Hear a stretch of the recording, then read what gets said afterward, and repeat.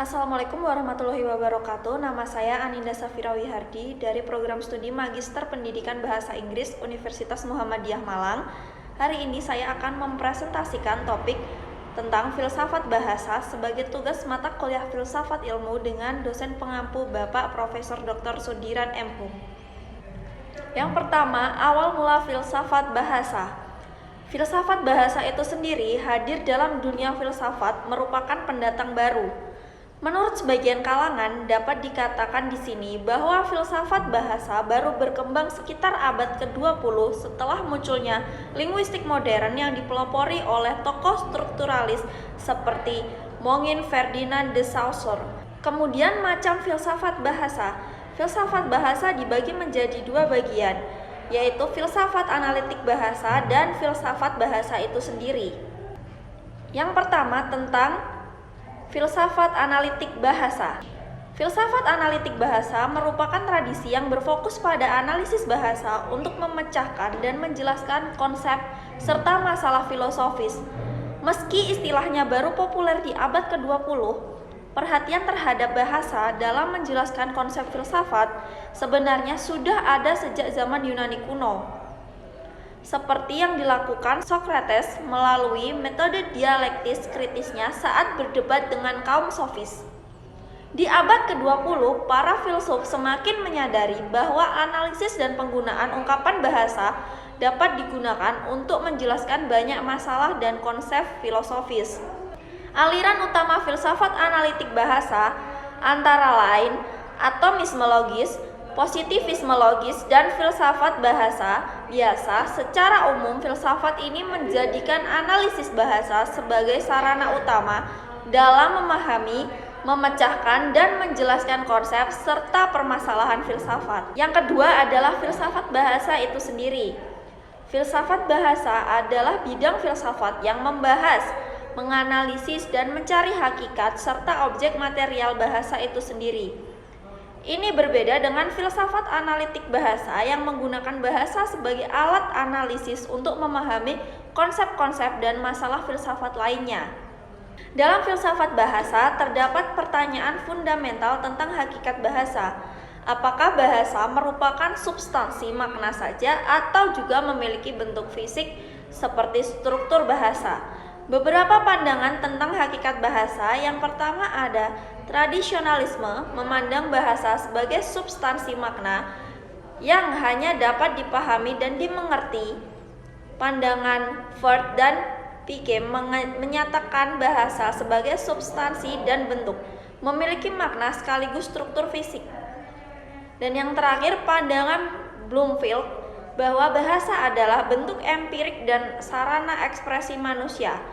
Perdebatan tentang hakikat bahasa inilah yang mendasari perkembangan linguistik dan berbagai aliran sesuai pandangan filosofis masing-masing. Selanjutnya adalah pembahasan filsafat bahasa. Yang pertama, filsafat tentang analisis konsep. Filsafat memiliki salah satu tugas utama, yaitu melakukan analisis konsep atau conceptual analysis. Dalam hal ini, filsafat bahasa berperan penting dengan memberikan analisis tentang konsep-konsep dasar melalui analisis bahasa, terutama di bidang semantik. Yang kedua, kajian filsafat bahasa. Kajian filsafat bahasa berkenaan dengan penggunaan dan fungsi bahasa, yaitu pembahasan tentang bahasa dalam hubungan dengan penggunaan bagi tindakan manusia. Yang ketiga, ada objek material filsafat. Filsafat bahasa juga membahas hakikat bahasa sebagai objek material filsafat.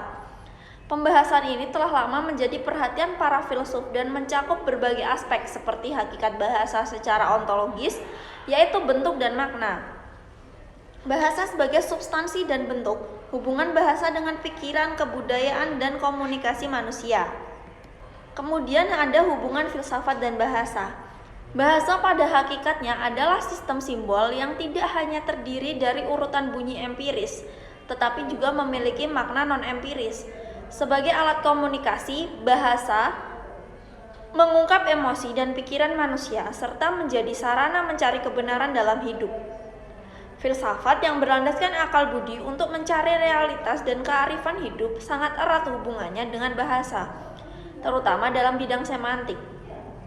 Bertrand Russell menyatakan bahwa bahasa sesuai dengan struktur realitas dan fakta, sementara Wittgenstein menegaskan bahwa bahasa adalah gambaran realistis.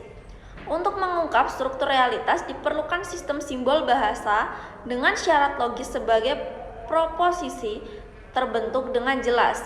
Namun bahasa sehari-hari memiliki kelemahan seperti kesamaran, ketidakjelasan, ketaksaan, ketergantungan pada konteks, dan potensi menyesatkan. Kelemahan ini memerlukan penjelasan khusus dalam mengungkap konsep filosofis agar tidak terjadi kesalahpahaman. Meskipun demikian, bahasa sebagai milik khas manusia berfungsi vital dalam aktivitas berpikir dan berfilsafat. Hal ini dapat mengungkap realitas segala sesuatu. Selanjutnya, pandangan ahli tentang filsafat bahasa.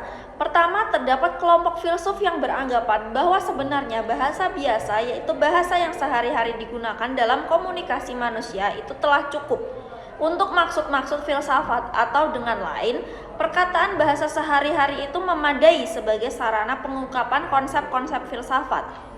Yang kedua, terdapat kelompok filsuf yang menganggap bahwa bahasa sehari-hari itu tidak cukup untuk mengungkapkan masalah-masalah dan konsep filsafat. Kemudian, filsafat sebagai fundamen kajian bahasa. Pada zaman Sokrates, bahasa bahkan menjadi pusat perhatian filsafat ketika retorika menjadi medium utama dalam dialog filosofis. Sokrates dalam berdialog ilmiah dengan kaum sofis menggunakan analisis bahasa dan metode yang dikembangkan dikenal dengan metode dialektritis. Menurutnya, objektivitas kebenaran filosofis perlu diungkapkan dalam satu analisis bahasa secara dialektis dan dengan didasarkan pada dasar-dasar logika. Perhatian yang amat besar terhadap bahasa juga dikembangkan oleh Plato maupun Aristoteles. Bahkan topik perhatian utama mereka adalah tentang hakikat bahasa itu sendiri. Filsafat abad modern memberikan dasar-dasar yang kokoh terhadap timbulnya filsafat analitika bahasa. Peranan rasio indera dan intuisi manusia sangat menentukan dalam pengenalan pengetahuan manusia. Oleh karena itu, aliran rasionalisme yang menekankan otoritas akal, aliran empirisme yang menekankan peranan pengalaman indera dalam pengenalan pengetahuan manusia, serta aliran imaterialisme dan kritisisme Immanuel Kant sangat berpengaruh terhadap lahirnya filsafat analitika bahasa, terutama dalam mengungkapkan realitas segala sesuatu melalui ungkapan bahasa. Jadi hal ini dapat kita simpulkan bahwa sesungguhnya di dalam filsafat bahasa ini kita tidak langsung membicarakan realitas, karena yang dipentingkan adalah bahasa itu sendiri sebagai alat untuk membicarakan realitas yang dimaksud. Jadi, jika kita bicara tentang benda-benda seperti pensil, meja, binatang, dan lain-lain, orang mengatakan bahwa kita menggunakan object language. Tetapi, ketika kita memperhatikan object language itu sendiri, kita dikatakan memakai meta language, atau dengan kata lain, melalui bahasa kita membahas tentang bahasa. Inilah yang dimaksud dengan pengertian meta language.